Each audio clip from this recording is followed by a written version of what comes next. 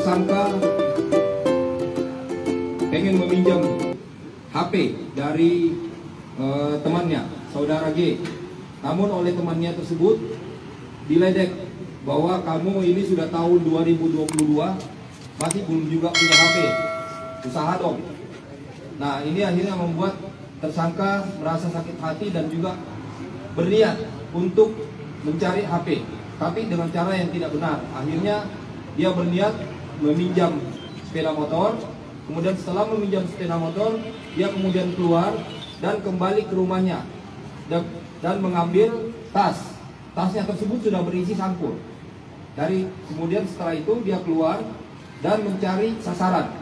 Pertama dia standby di pom bensin setelah mengisi minyak. Kemudian dia standby melihat situasi masih ramai.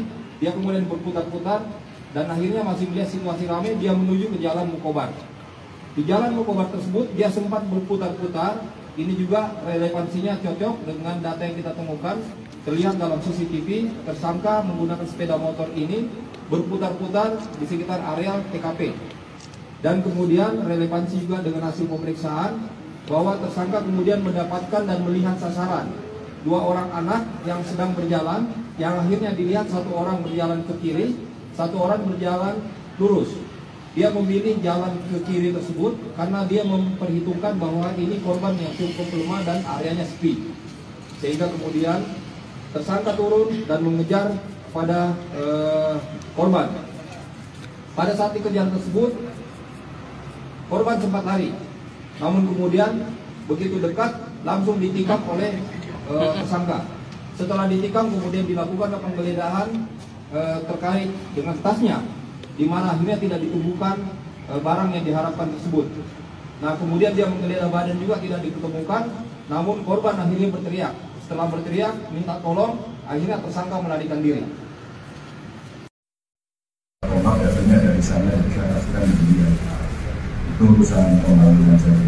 Dan saya terima kasih dari Pak Sekjen, dari Harga Kehormatan yang tadi sudah memberikan banyak penjelasan penilaian pada statement saya, dan itu sebagai kader saya taat.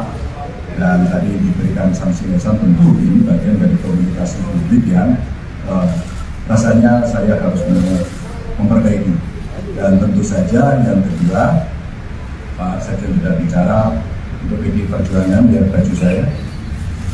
Semua keputusan terkait dengan Pilpres adalah keputusan Allah. Jadi semua pasti akan mengikuti. Dan saya orang yang setuju tadi yang disampaikan bahwa mesti turun ke bawah, mengurusi yang ada di daerah. Dan tentu hari ini kita bekerja mengendalikan inflasi. Dan ini bagian dari cara kita mendukung pemerintahan nasional, apa yang diperintahkan oleh Pak Jokowi sebagai sama-sama petugas yang ada di pemerintahan untuk membereskan itu. Tapi ada fungsi lain yang diperingatkan oleh Ketua Umum yang kami coba bereskan adalah di luar stunting tadi, makanan pendamping beras. Dan ini yang ditakutkan nanti seandainya tahun depan kita terjadi satu krisis, daerah sudah siap, kita kerjakan. Dan kami dari Jawa Tengah juga sudah menyiapkan BRINDA sebagai mitranya BRIN untuk meriset itu agar kemudian bisa kita selesaikan. Maka sebenarnya yang disampaikan oleh Pak Sekjen juga kita terjemahkan lah yang ada di bawah, termasuk siaga bencana yang nanti sedang terjadi di mana-mana. Maka ketika di antara situasi seperti ini tadi ada statement yang saya sampaikan kemudian di diskursus di publik dan yang lumayan ramai begitu, kami mendapatkan peringatan dan itu sebagai kita terima. Kami bagian dari disiplin yang tadi ditunjukkan juga oleh Pak Hasto. Ada yang mau tanya lagi? Untuk? Kenapa?